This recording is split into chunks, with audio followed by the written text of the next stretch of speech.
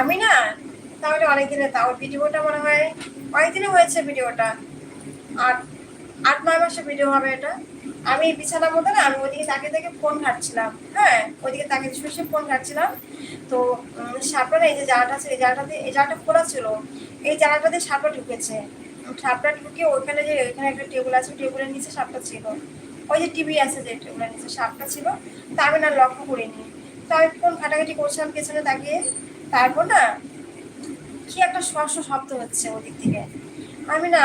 আমি আবার ইউটিউবে ভিডিও দেখছিলাম, গান দেখছিলাম।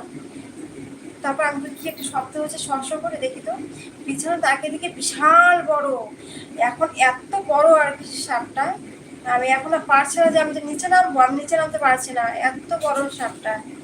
তারপর কি করবো, আবার বল্টু আবার নিচে ছিল, মানে এই যে খাটের নিচে বল্টু ছিল।